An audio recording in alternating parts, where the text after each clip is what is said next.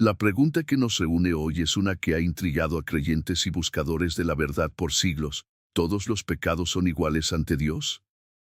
Si la respuesta fuera sencilla, no estaríamos aquí. Pero la palabra de Dios nos guía a un entendimiento más profundo, y hoy exploraremos juntos lo que realmente significa el pecado a la luz de la Biblia.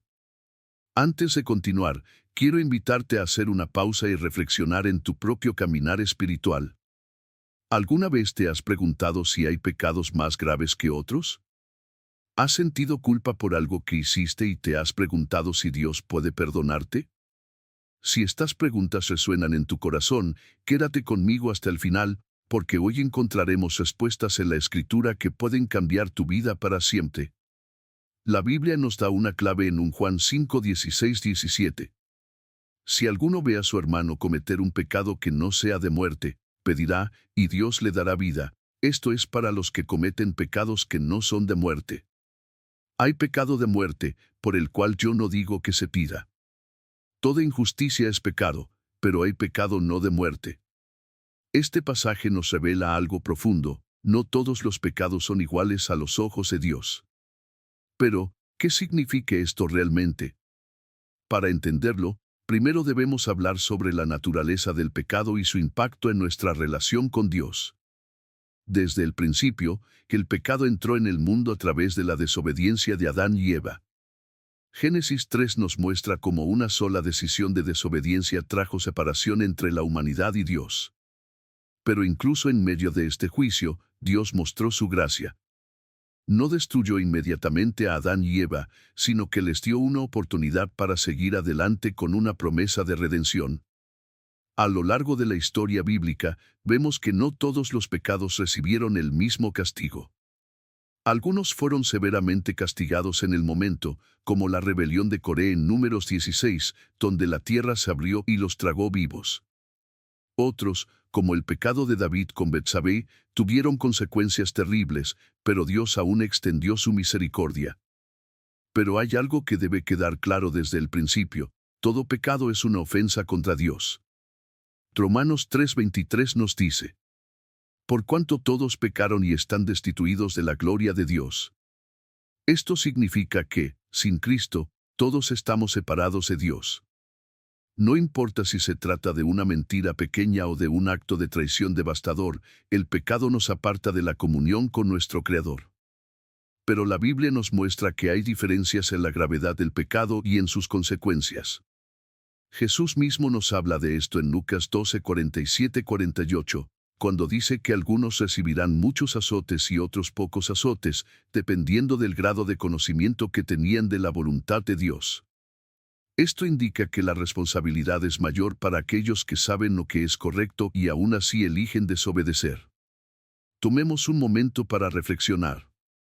¿Has sentido alguna vez que tu pecado es tan grande que Dios no puede perdonarte? Quiero recordarte algo: la misericordia de Dios es más grande que cualquier pecado que hayas cometido. Pero también es cierto que debemos acercarnos a Él con un corazón arrepentido y sincero. Pensemos en la historia de Pedro y Judas. Ambos traicionaron a Jesús.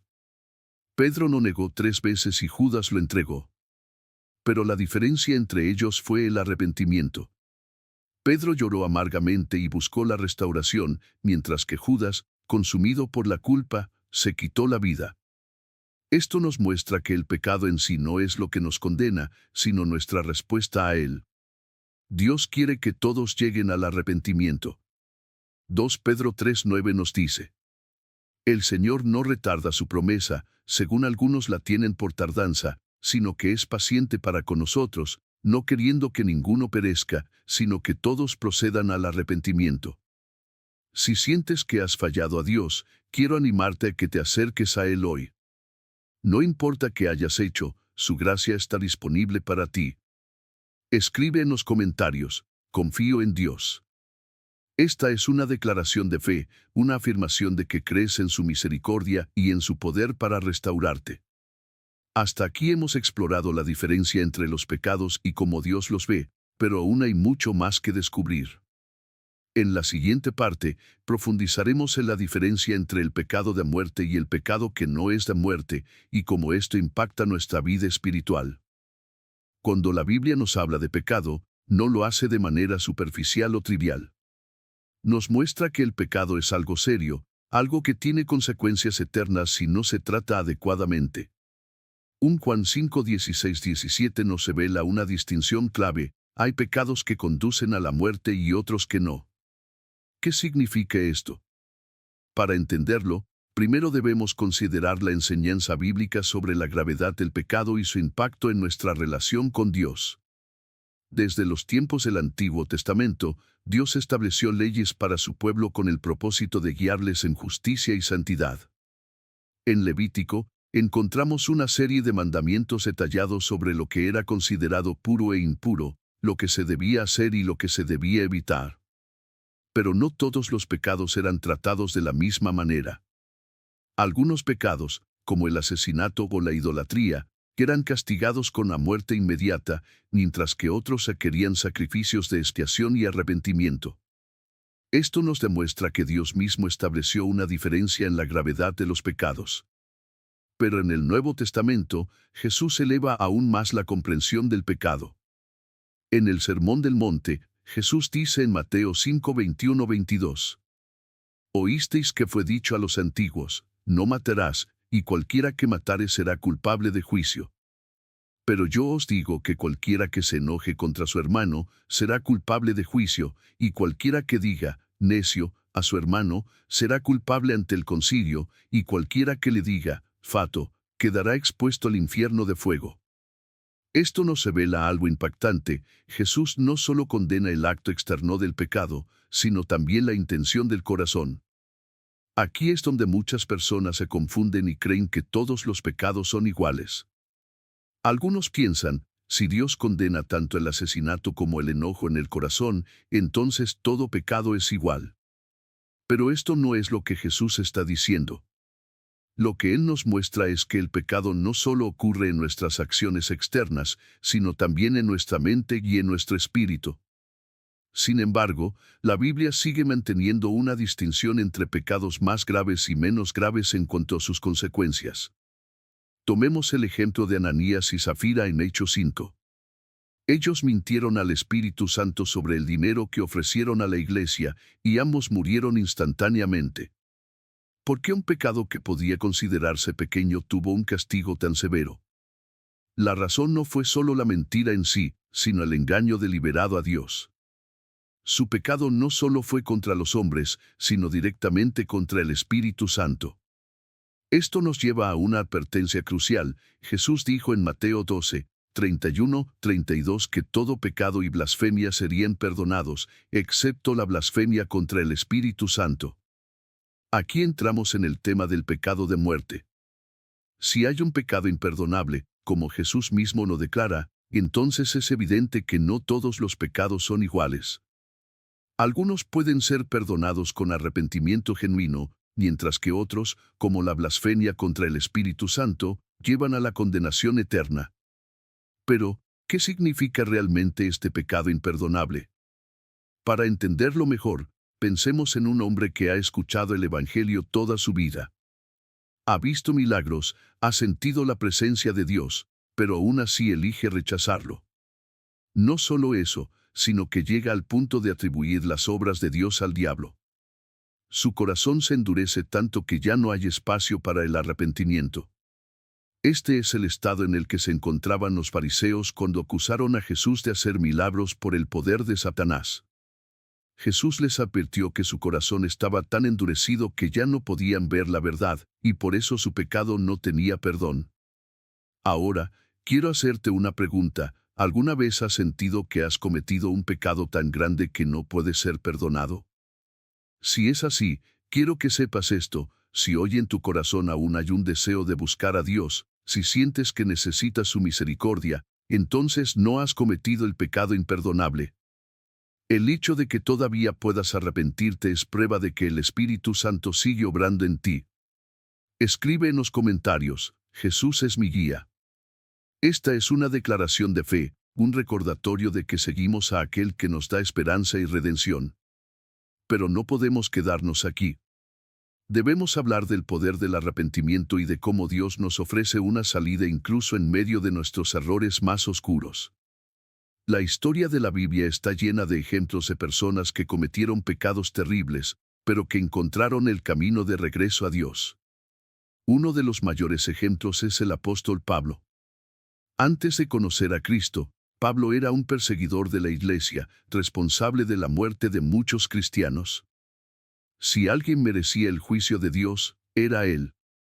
Sin embargo, en Hechos 9, vemos cómo Dios se le apareció en el camino a Damasco y transformó su vida. De perseguidor pasó a ser perseguido, de enemigo de Cristo a su más fiel siervo. Esto nos demuestra algo extraordinario: no importa cuán lejos hayamos caído, la gracia de Dios es más grande que nuestro pecado. Pero hay una condición: debemos reconocer nuestra culpa, arrepentirnos y entregarnos completamente a Él. Ahora, quiero que reflexiones en tu propia vida. ¿Hay algún pecado que te ha mantenido atado? ¿Sientes que hay algo que te impide acercarte a Dios con libertad? Si es así, hoy es el día para entregárselo a Él. No hay pecado tan grande que la sangre de Cristo no pueda limpiar, excepto aquel del que nos negamos a arrepentirnos. La misericordia de Dios está extendida para ti en este momento. Él no quiere que vivas en condenación, sino en libertad. 2 Corintios 5:17 nos dice: de modo que si alguno está en Cristo, nueva criatura es, las cosas viejas pasaron, he aquí todas son hechas nuevas. Dios quiere hacer algo nuevo en tu vida hoy. No permitas que el enemigo te haga creer que ya no hay esperanza para ti. Mientras haya vida, hay oportunidad de arrepentirse y volver a los brazos del Padre. Escribe en los comentarios: Dios tiene un propósito para mí. Esta es una afirmación de fe. Un recordatorio de que, sin importar lo que hayas hecho, Dios aún tiene un plan para tu vida. Pero aún hay más que debemos explorar. Hemos hablado de la diferencia entre los pecados y de la importancia del arrepentimiento, pero ¿cómo podemos vivir una vida que realmente agrade a Dios? ¿Cómo podemos asegurarnos de que no caemos en el pecado de muerte? En la siguiente parte, hablaremos sobre cómo fortalecer nuestra relación con Dios y vivir en santidad. El pecado es un enemigo silencioso. Se esconde en lo más profundo del corazón humano y muchas veces nos hace creer que no tiene consecuencias inmediatas. Pero la realidad es que el pecado siempre deja una marca, una cicatriz, un eco en el alma. Desde la caída del hombre en el Edén, el pecado ha sido la causa de la separación entre Dios y la humanidad. Lo que comenzó con una sola decisión de desobediencia en el jardín se convirtió en un torrente de maldad que ha recorrido todas las generaciones. Pero aquí está la verdad más poderosa de todas: el pecado nunca fue parte del plan original de Dios. Él creó al hombre y a la mujer para vivir en comunión con Él, para experimentar su amor sin barreras, sin culpa, sin vergüenza. Sin embargo, la humanidad eligió el camino del pecado, y con ello, trajo consigo muerte y destrucción. Pensemos en Caín y Abel. Ambos presentaron ofrendas a Dios, pero solo la de Abel fue aceptada. Caín, consumido por la envidia y el enojo, permitió que el pecado creciera en su corazón hasta el punto de asesinar a su propio hermano. Lo que comenzó como un sentimiento de resentimiento terminó en un acto de sangre. Dios le advirtió a Caín antes de que cometiera el crimen: el pecado está a la puerta, con todo esto, a ti será su deseo, y tú te enseñorearás de él. Génesis 4:7. Pero Caín no escuchó. Se dejó dominar por su ira y su envidia, y el resultado fue catastrófico. Aquí vemos una verdad fundamental: el pecado comienza en el corazón. Jesús mismo lo dijo en Mateo 15:19, porque del corazón salen los malos pensamientos, los homicidios, los adulterios, las fornicaciones, los hurtos, los falsos testimonios, las blasfemias. Esto significa que antes de que un pecado se manifieste externamente, ya ha sido concebido en lo más profundo del ser. La mentira, el engaño, la avaricia, el odio, todos comienzan como semillas en el alma, esperando el momento para dar fruto. Y aquí es donde debemos ser sabios. Si el pecado comienza en el corazón, entonces es en el corazón donde debemos librar la batalla más grande. No se trata solo de evitar cometer pecados visibles, sino de someter nuestros pensamientos y deseos a la voluntad de Dios. Pablo nos exhorta en 2 Corintios 10:5 a llevar cautivo todo pensamiento a la obediencia a Cristo. Esto es clave, porque el enemigo siempre buscará plantar ideas en nuestra mente, tentaciones sutiles, justificaciones para hacer lo que sabemos que está mal. Pero si aprendemos a discernir, si aprendemos a reconocer el pecado desde su raíz, entonces podemos vencerlo antes de que tome control de nuestras vidas. Quiero que pienses en tu propia vida por un momento. ¿Hay algo que has permitido que crezca en tu corazón? ¿Alguna raíz de amargura, algún resentimiento no tratado, alguna tentación que no has confrontado? No ignores estas señales.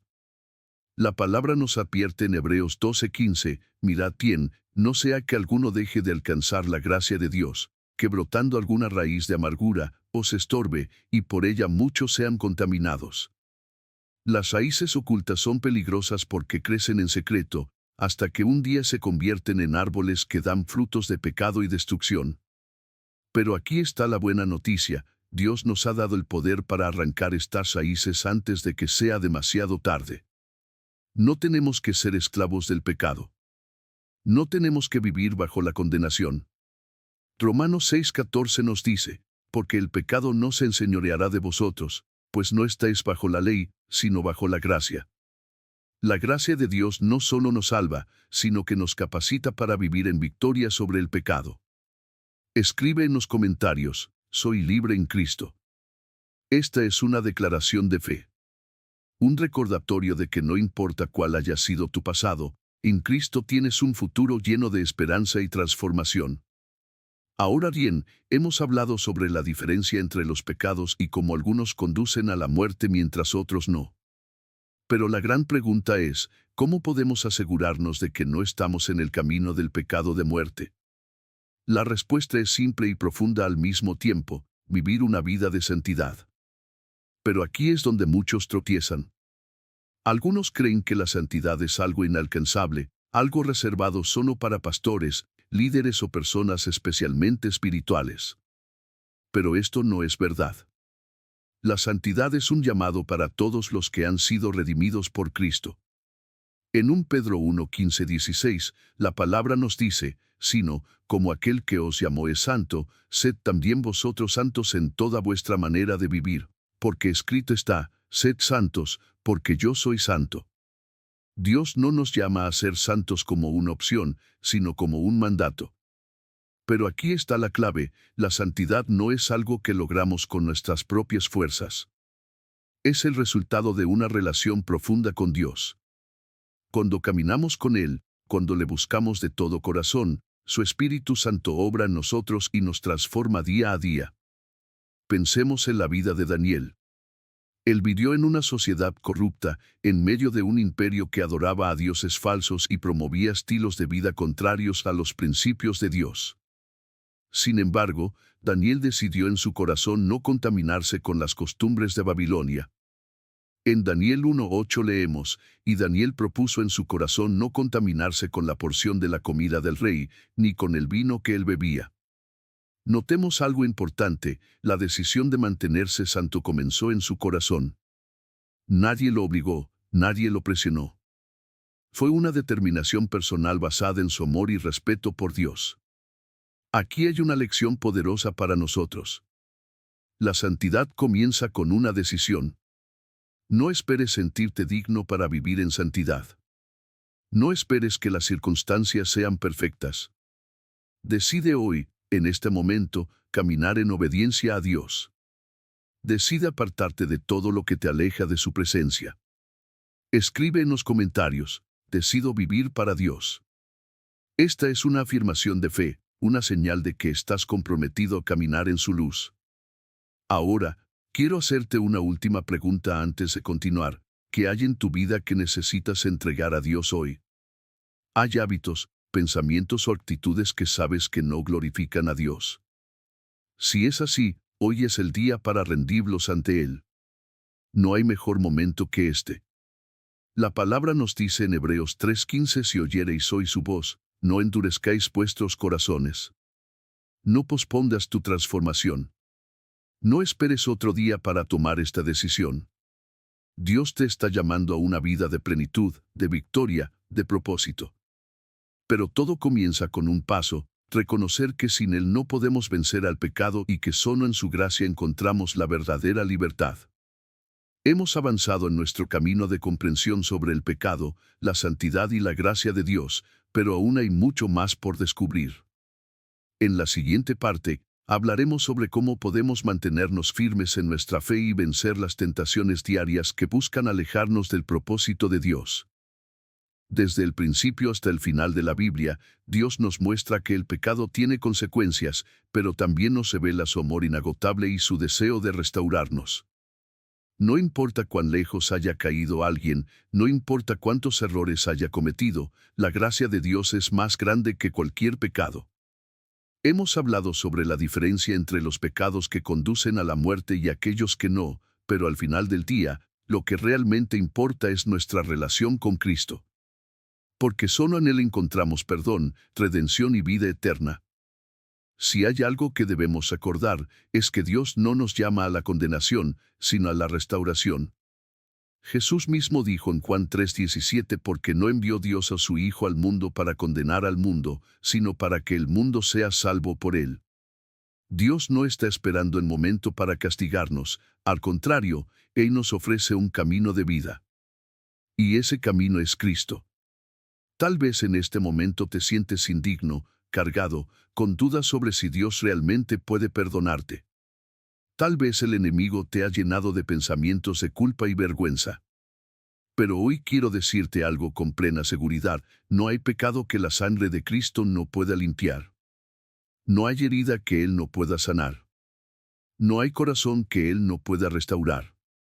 Piensa en la historia del hijo pródigo. Se apartó, desperdició todo, cayó en lo más bajo. Y cuando finalmente decidió regresar, ¿qué hizo el padre? ¿Lo rechazó? ¿No humilló? No. Cuando aún estaba lejos, lo vio su padre, y fue movido a misericordia, y corrió, y se echó sobre su cuello, y le besó. Lucas 15:20.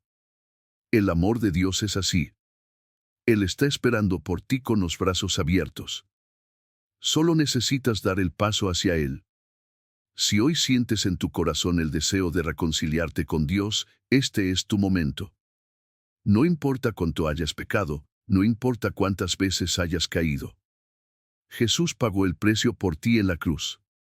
Su sangre fue derramada para que tú tengas una nueva oportunidad. Quiero que declares con fe: Cristo es mi Salvador. Dilo con convicción. Escríbelo en los comentarios. Hazlo una verdad en tu vida. Y si aún tienes dudas, quiero que te hagas esta pregunta: ¿qué estás esperando? ¿Qué más necesitas para entregarte completamente a Dios?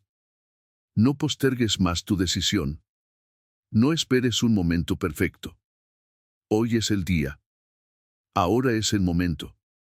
La palabra nos dice en Romanos 10:9 que si confesares con tu boca que Jesús es el Señor y creyeres en tu corazón que Dios le levantó de los muertos, serás salvo. Esto no es una promesa vacía. Es la garantía de Dios para tu vida.